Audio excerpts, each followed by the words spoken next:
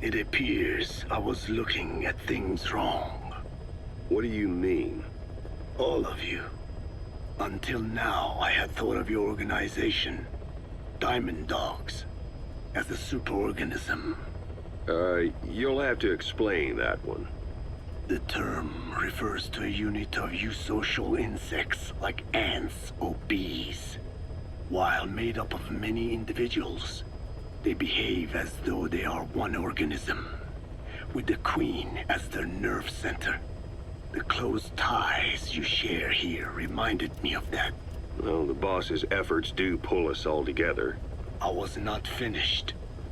I'm speaking in terms of homogeneity. You come from all walks of life, do you not?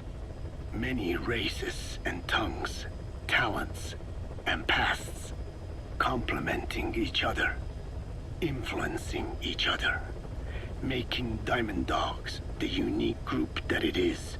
Of course. We have no use for mindless drones around here. Is that so? Then perhaps an organization like yours is a truer superorganism than the ants and bees. Meaning? Most organisms adapt to their environment by coexisting with other species. Take the cow, for instance. Its rumen, the first stomach, contains an incredible number of bacteria, which digest the food it has consumed. Without their help, the cow could not break down the fiber in grasses. The cow has to outsource its means of survival to them. You don't say. Man is the same. Some 100 trillion bacteria live inside the human intestines. Without the bacteria, they could not function properly. And it does not stop there. The stomach, the mouth, the skin, even the placenta contains bacteria that coexist with us. The same is true of parasites.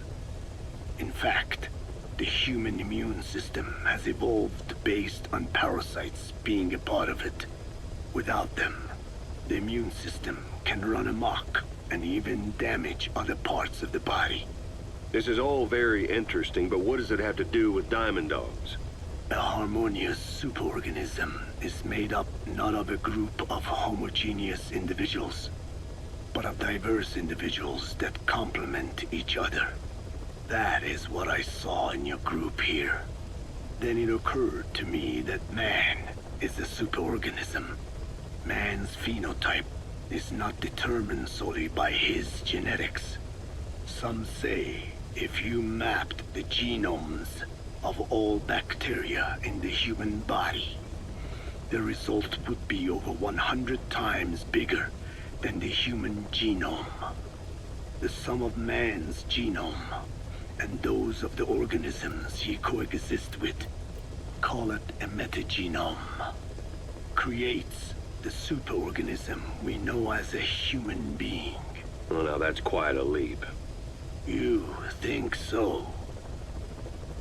Then try a broader perspective. If our world were a human body, you would be parasites. You make a living by doing the dirty work that the world powers cannot handle themselves. From their perspective, you are likely a nuisance. But without you, pus would build up around the world, and autotoxemia, self-poisoning, would follow. The world needs your kind. Thank goodness for that. Skull-faced forced me to turn parasites into weapons. Creatures with which we are supposed to coexist. Meanwhile, that foundation I worked with focused solely on the human genome, apparently thinking that manipulating it would get them whatever new form they want. Both ways are mistakes.